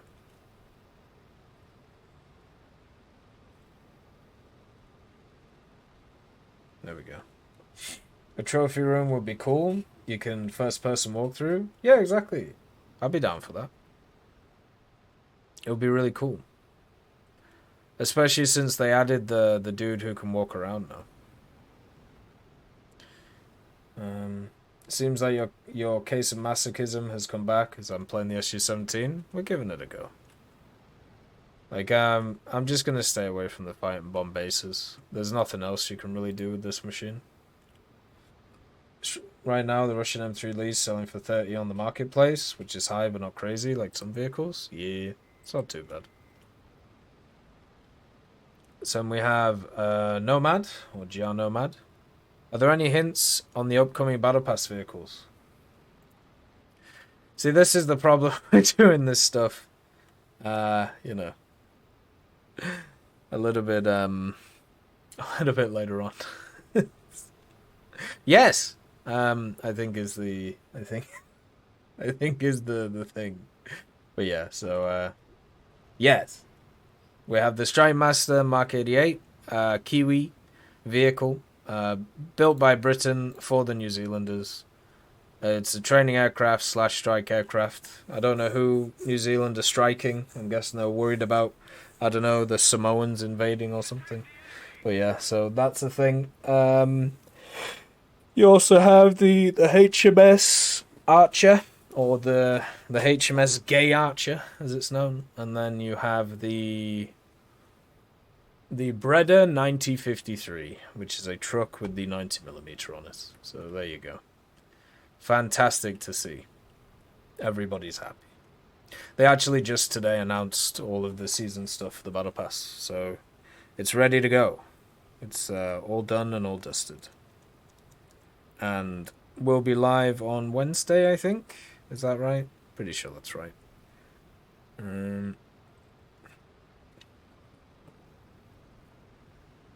Right. So yeah, they're here. Where I did individual videos on them, talking about all the different things. So we have Aldo Caruli. Fantastic name. It's very nice to read. Hey Tech, hello again. Pretty busy week for you, innit? Yes. Today I saw the new Battle Pass challenges, and overall compared to the last Battle Pass challenge, some of these will be pretty hard.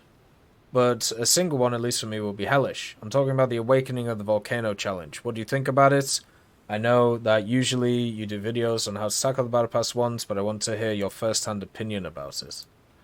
That is yeah, so you need to destroy a ground vehicle, destroy an air vehicle, and then cap a point, right? Like that's the wonderful mission that they're doing again. They've done it in the past. I can't remember which update they did. Does anybody remember which update it was where they did it? or which battle pass I should say, where they did it. But yeah, it's a bad one. I'm not a fan at all of that specific one. It's a really tough one to do, and it's one of those which definitely doesn't get easier with time. So even when I go around everything, there's still an A10, man. Like, this thing is so bad. But yeah, so when they did that one last time, it was such a pain to do because of the fact that you had a situation where in Air Arcade specifically, which is the only area you're able to actually do this one because you can't get a cap in any of the other game modes. In Air, you are just hoping to get a domination map and also hoping to get one which isn't, just a ridiculous one where it's just the one cap one and you have to like fight in the middle of it. So yeah, it's just, I really despise it. At least it's like not a time challenge. It's one that you can grind out, but it's the one that I've just never enjoyed. This last season Battle Pass was super easy. There wasn't, I feel like there wasn't like a single challenge that I had to really focus on. I just kind of did them over time. Whereas with the next one, it looks like they're going back to, what we've talked about previously. Where they're going for the whole, where they're going for like the place specific vehicle and specific way thing. Which is kind of annoying. It affects the matchmaker quite a lot. And also I feel like puts people off doing the battle pass. Because if you don't have those very specific vehicles, you're not really going to do it. Unfortunately. Like, it's not going to be a good day for you. But, I'll do the challenge video on the Battle Pass stuff either tomorrow or the next day. Tomorrow I have a super busy day. Like, I just know that, I already know they're going to update the bloody dev server. And then also I have a dental appointment, and also I have a hairdressing appointment, and I also have to help some people with revision. I also have to fix some of the heaters in the house. I have to do so much shit tomorrow, and I know it's why I've been trying to catch up from last Monday, and I'm at that point where I'm pretty much on top of it, but I know for a fact I'm gonna wake up tomorrow, I'm gonna go to work, and then I'm just gonna be like, so let's start thinking about things, and then everything is just gonna be fucked again. So, yeah. Hopefully it works, but who knows? Anything can happen. So we have Daniel Rex. Just need to go up a little bit here. Hi, Tech. Nice to see you. Been a while since I put in a comment, but here we go. Do you think the old 666 B17 would be a good battle pass or event vehicle? And what BR do you think the M50 with the 60mm HVMS gun would be if it comes to War Thunder? Thanks, have a great day. You mean like the Sherman with the 60, right? I mean, it would probably be around 60. 5760. And then they'll just limit its rounds, which is what they do with all these things. So that's what I'd probably do. Does anybody know what the 666 B17 is?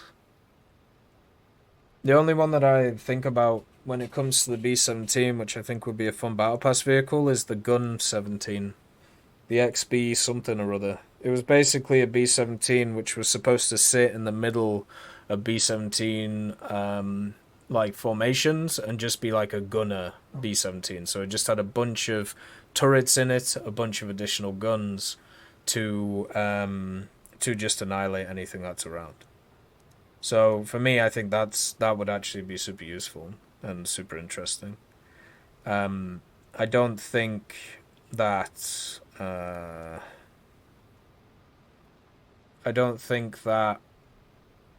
just a standard like B17 which isn't that different to anything else, would be that interesting to people.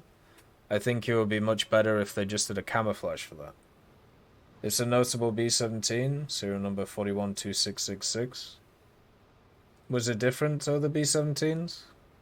Or is it just its, like, history? Because if it's just its history, like, just do a camo for it. Like, you know, nothing else needs to be done. So yeah. Because for battle passes, you need something that's, you know, a bit more unique and a bit more interesting. And a copy of a vehicle we already have, usually, isn't it? You can ask people how they feel about the Elephant, right? The dev server's open until the 25th, so the update won't be before that. AJ, give it a rest. It's the 17A, a flew mission in the Pacific where a bunch of dudes got medals. Oh, okay. Sounds fun. I'd rather have, I think it's the I don't think it's the YB-17, because that was the prototype, but it's like the XB something or other. It's the one which pretty much has, like, all the guns on it. Like, that's the one I would like. The actual flying fortress. Like, that would be fun. None of this random stuff, you know? But yeah, the Sherman with the 60, like, it, as somebody who's used that bloody gun, or on the Orbital 7460 HVMS or whatever it is, that gun is no good. It's very poor to use. It's not an enjoyable experience, and the main reason why it isn't an enjoyable experience is the simple fact that it is fat.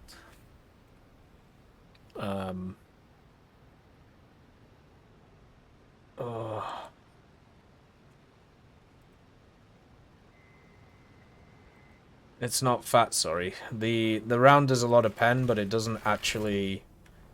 The round pens a lot, but it doesn't actually do any damage, which is its issue, right?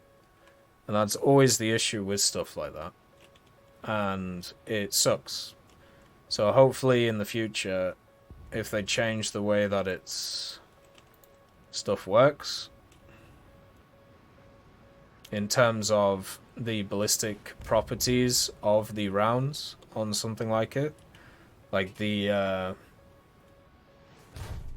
60mm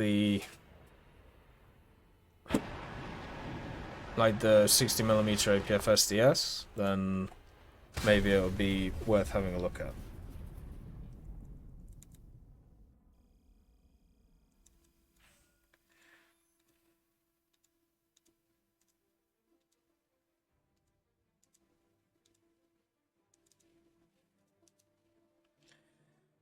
There we go. So we have Toshio. Toshio says, 2 days ago, I did a 1-arm push-up for the first time in my life. Are you impressed? Sure. Yeah. Like, I'm all down for that. I don't think I've ever done a 1-arm push-up, thinking about it. I'm pretty decent at pull-ups, but that's just because I'm a big fuck, so it's quite easy to do. Like, most of my strength is like upper body strength, so like doing stuff like that's not too bad.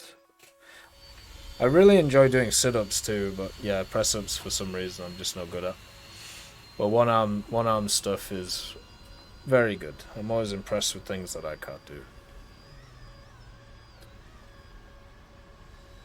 Let's see. 8996997991. Yeah, I'm doing good, man. Just chilling. You know, we're doing the tech talk, so we just finished the page of history. Now it's time to just play this and wonder why this thing is at 10-3. But c'est la vie. If we play it enough and spade it, maybe then it will go down. Because it is a trash bucket. There we go. Ooh. And we have John White, grifting CCs. You just can't call out Seek like that, Chief. Well, I don't know who Seek is, to be honest with you. But no, it's It's pretty much like it's not just, we talked about it before, right? Nice to see you, D and Dave. Like it's not like a War Thunder thing. It's like an internet thing right now, and it's not an internet thing. It's just a media thing. Like it really sucks the way that everything's set up. I really don't like it. And we're seeing it really take off aggressively now with all of the catastrophes that are happening around the place. So yeah, it will consistently get worse. So it's never gonna get better. It's just gonna get worse as people get more and more desperate and more people get involved in it. Kind of sucks. So we have Papa Stalin. Yeah, I have no idea who Seek is. Like that. That's the other thing. Like when it comes to a lot of like War Thunder content nowadays, it's just not stuff that I'm that interested in. Like it's, I'm glad that people are able to enjoy it, but for me, I much prefer other stuff. I'm sure the content made by whoever is great and whoever likes it enjoys it, but it's just for me, like I feel like the stuff I enjoy the most about War Thunder is not really talked about or ever covered. So yeah, that's just how it is.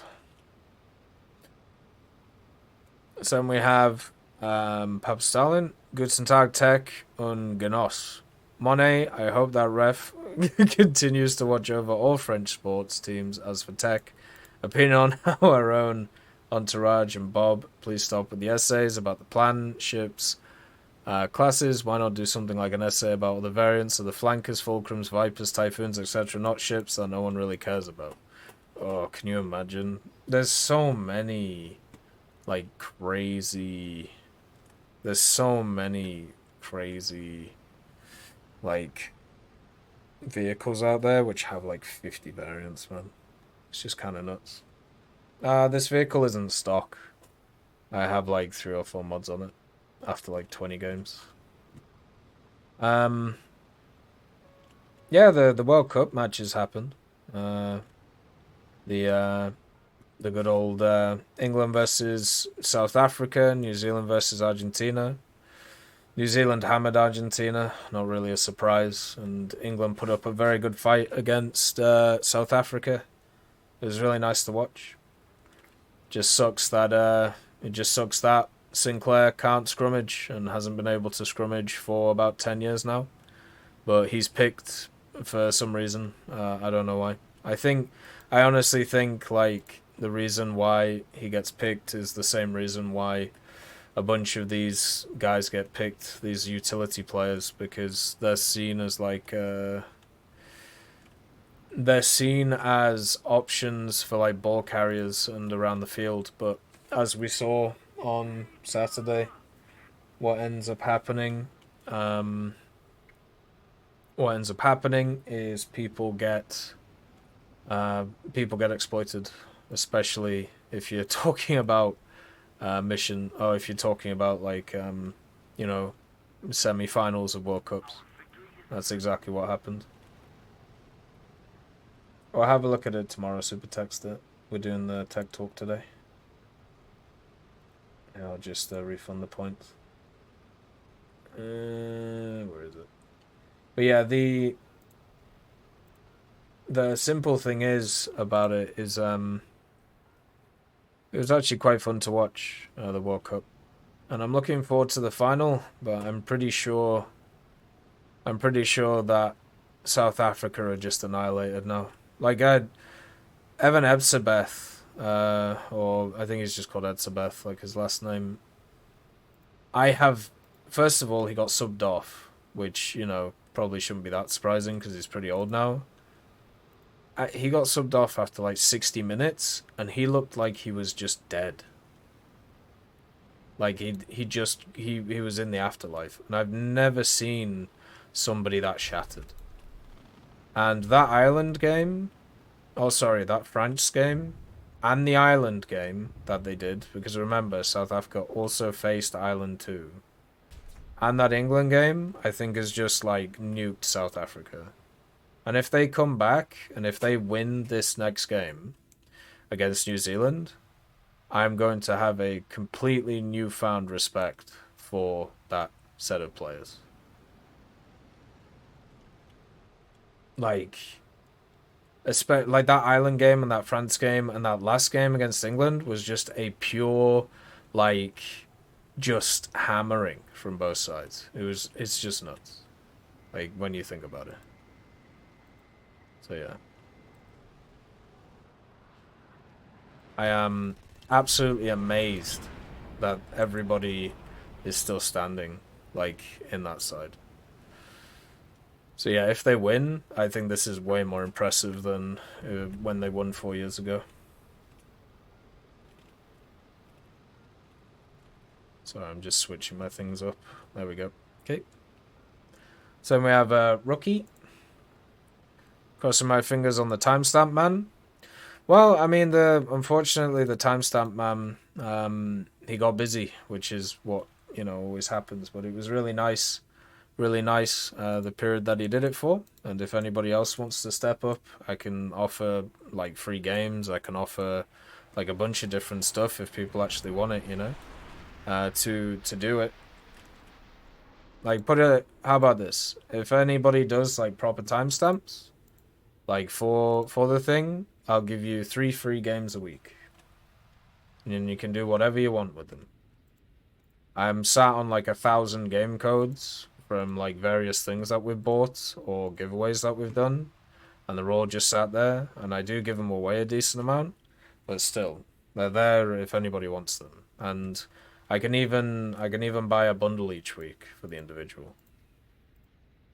Like if people actually want to do it, right?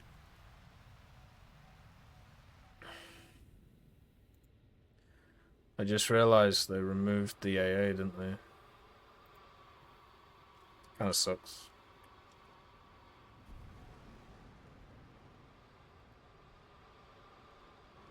Right, there we go. So we have Jay there again. Yo, me again. Sup, brother. So I just ran into something I find kind of annoying that Gaijin have done. I was watching some Warhammer 40k lore videos from a particular YouTube creator who happened to have a promotion through War Thunder. The only thing is, to claim said items, you had to be new to the game or to be a returning player who hasn't played for 6 months. So a regular player who supports the game is locked out from showing support, said YouTube creator. What's your take on this? Well, the whole reason why they pay for sponsorships from people like this is to garner a new audience. So pre-existing people getting free stuff doesn't really help them in any way because they're already there getting, playing the game. So you can still technically use the code and you can put in your details and stuff like that, and it will actually technically support the creator because they'll still be able to it'll still technically count as a thing. It'll count as a activation, but you personally won't get anything for it, right? So it's just kind of how this stuff works. Like it's all pretty much designed to bring new people into the game. So since it's designed to do that, pre-existing players who have already played, you don't really get anything from it, right? So it sucks, but it is just how it is. They're not targeting you. They're targeting people who haven't played before. Otherwise, there would be no point in trying to like sponsor these people if they just play the same stuff. It's just standard marketing stuff, unfortunately. So we have Bob. Hey, good old Lord of the Rings. Arise now, arise, riders of Theoden. Dire deeds awake, dark is it eastward. Let horse be bridled, horn be sounded, forth Eolingas. Of course, arise, arise, riders of Theoden. Fell deeds awake, fire and slaughter. Spear shall be shaken, shield be splintered. A sword day, a red day. Ere the sun rises. Ride now, ride now. Ride to Gondor. That is probably a lot of people's favorite scene in the movies, and also, of course, in the novels. But that area where the men of Rohan and Eowyn ride into the fields of Pelennor to take on the overwhelming orc army from Mordor, which is sieging Minas Tirith. It was incredibly well done in the movies. It's amazing you could watch those movies like last week and they're just as impactful as they were however many years ago. Completely nuts. Fun though. Still annoyed that they didn't really show the Theodred stuff, unless apart from in the extended things. Been really enjoying the Lord of the Rings MTG stuff, by the way. It's been really nice. It's been super fun. We should have a few more stuff coming at the start of November, actually, so that should be pretty cool. So looking forward to it. So we have Fran7. Ciao, TEC. Is there any way to get a hold of a Gaijin employee to get my account unlinked from PSN? The service has been down for almost a year now. I'm getting desperate. Please reach out if you can. We actually were discussing it the other day. I think the service is completely down to Sony, whether they want to activate it or not. So I think I remember this was said by one of the Gaijin employees the other day. So if you want it to, if you want it to happen, the people you have to contact is the Sony guys to get it to happen. So it's kind of like the Gaijin market thing again. Like, Gaijin would obviously want everybody under the same banner when it comes to the market, right? Because they would be fools not to. Fools, I tell you. So, yeah. It's just about trying to get Sony on board to do it. Oop. Then we have Elias. Lana Del Rey is greater than Taylor Swift. I mean, Lana Del Rey has one of the funniest music videos ever. But I don't think she's better than Taylor Swift.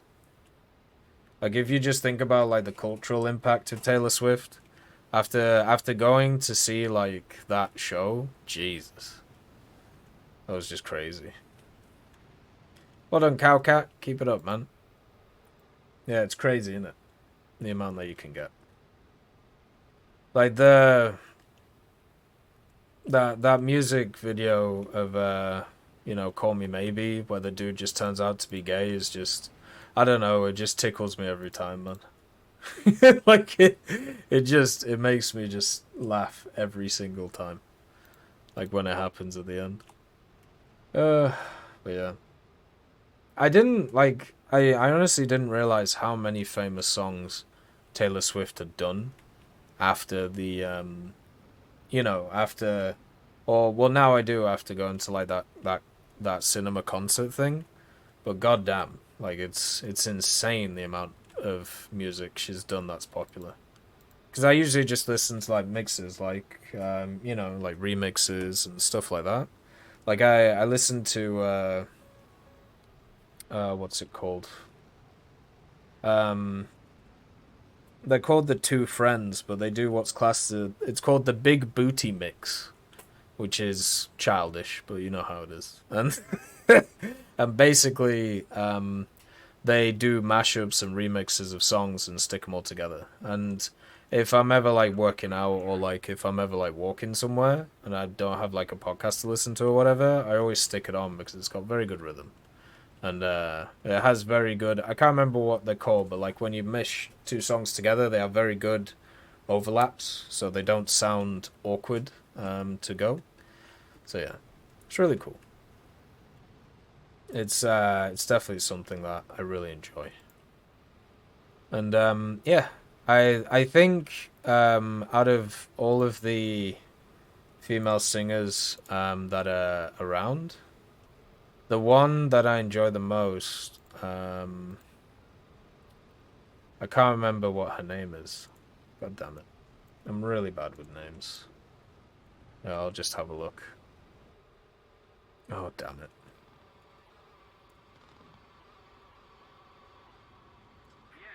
There we go.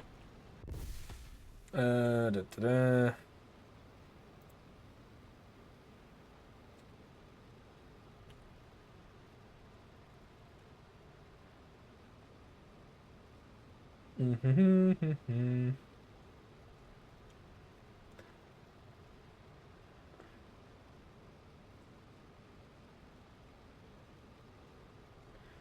Do-do-do-do.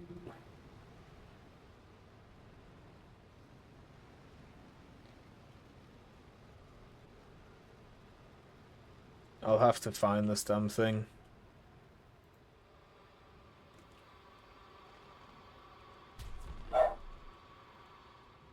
Oh, I have the R60s done. God damn it.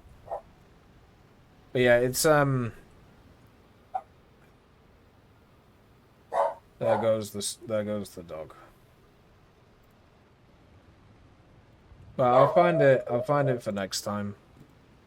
I can then kind of go from there. How many hours are players considered experienced and how many is considered advanced? As many as you care or feel about, basically. Like there isn't a defined number. It's just whatever you think is right or wrong, as usual when it comes to these things. None of these things are set in stone, so it's just kind of how it goes. Right, there we go.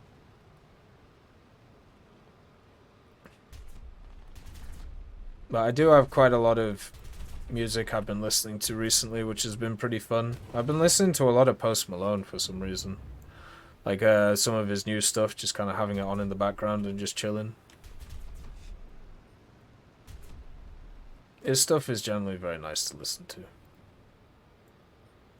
I think it also should say quite a lot at this BR that pretty much every single game, the vehicles that are left on the enemy team are always F5s, by the way. Don't know if you've noticed that or not. They're always the last ones to die. Crazy. There we go. So we have Aaron, 20-minute gang. I mean, I kind of am a bit haphazard when it comes to uploads on these ones. I feel kind of bad. Because I don't have like a... I don't have a defined like time when I put them up. I really should. Like, I've been doing, of course, or like dabbling with the Premiere stuff and doing things like that. But yeah, it's a bit all over the place.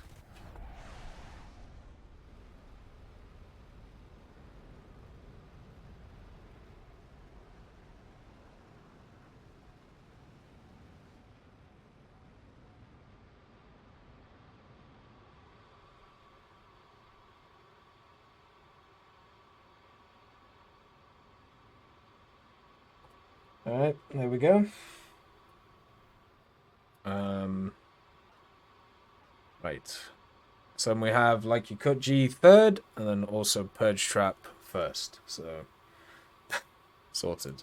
Simple as, really. But yeah, there's a ton of pretty fun female singers. I'm just awful with names. I'll have to find them eventually. But that's all of the YouTube stuff gone through. Obviously, quite a lot of things. Not too much to do with the new update, but that's not really a surprise since we've just had an explosion of new update stuff this week. So it's not too crazy to see. And also, if you guys have any questions, obviously on Twitch. Sorry about the dog. He's being annoying because he's a dog. But yeah, there's not too much I can do about that. Hopefully next week will be a little bit less stressful and we can just have a more standard week and not have to worry about anything. Employers posting unrealistic requirements for entry-level jobs is a disgrace. Oh, I massively agree. One thing, though, that I will always point out is I have never... Come on, SU-17. I've never had the qualifications for any job that I've got. So, basically, even if you don't have the requirements, just apply anyway. You'll be amazed how interviews and a good CV can get you pretty far. So yeah, I do agree. There's a lot of jobs out there which have completely unrealistic setups for it. How on your entourage? What do you mean, Purpose?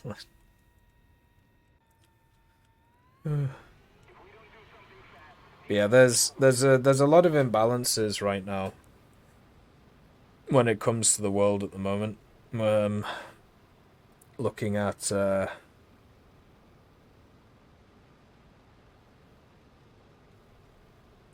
how it's all like set up in that way.